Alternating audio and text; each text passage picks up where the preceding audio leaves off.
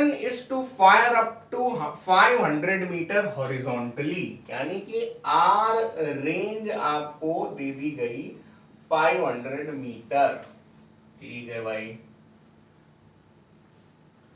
What should be the angle of projection? Theta ही आपसे पूछ लिया है। If the shells are fired with a velocity of 100 metre पर सेकेंड, यानी u आपको दे दिया गया 100 मीटर पर सेकेंड, g आपको दे दिया गया 10 मीटर पर सेकेंड स्क्वायर। बहुत बढ़िया। अब r का ये फॉर्मूला हमारे काम आ सकता है। ठीक है। r is equal to u square sine 2 theta divided by g।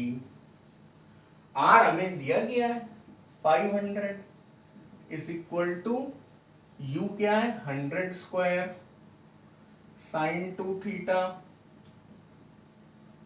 Divided by g 10। सब बढ़िया। 500 इंटू 10 डिवाइडेड बाई 100 इंटू 100, यही तो हुआ अपना साइन 2 थीटा,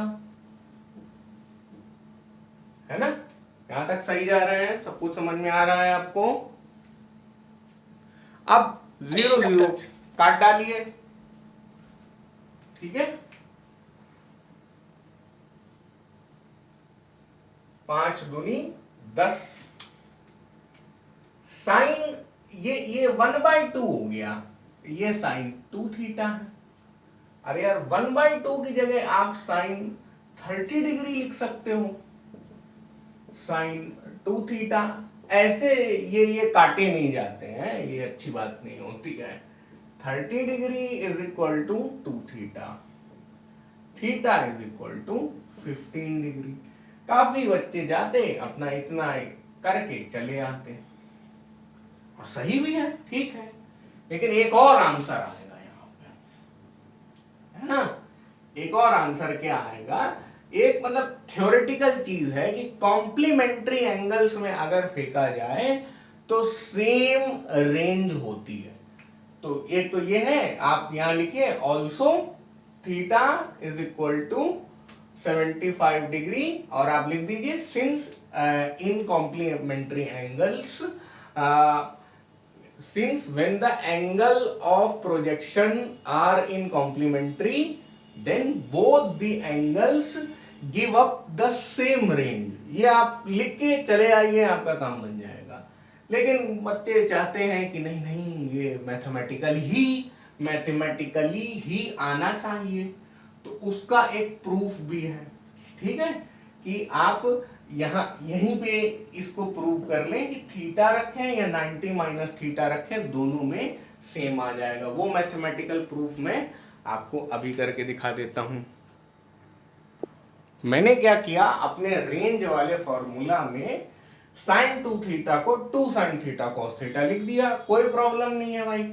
अब मान लीजिए कोई दूसरा एंगल है 90 माइनस थीटा, उसके लिए नई रेंज आ गई R1, नई रेंज है। बाद में R is equal to R1 अगर हम लोग कर लें तो हमारा क्लेम सही हो जाएगा। तो u square into 2 times sign 90 minus theta cos 90 minus theta. ठीक है, तो एक बार हम लोग फेंक रहे हैं थीटा से, और एक बार हम लोग एक बड़े से उस पे फेंक रहे हैं, वो है दूसरा एंगल जो है वो 90 माइनस थीटा है। स्पीड वही मेंटेन करे ले रहे हैं, एंगल जो प्रोजेक्शन स्पीड है वो वही। अब हमारा क्लेम, हम लोग ये देखना चाहते हैं कि ये वहीं गिरता है, पीछे गिरता है या आगे गिरता है ना। तो आर तो हमें डिसाइडेड है, ब्लैक वाले एंगल से आर आ रहा है, रेड वाले एंगल से कहां गिरने वाला हमें नहीं पता है, वो हमने R1 रख लिया, डिवाइडेड बाई जी। ठीक है, वही वाला। अब देखो यार, 2 साइन 90 माइनस थीटा क्या हो गया, कॉस थीटा हो गया।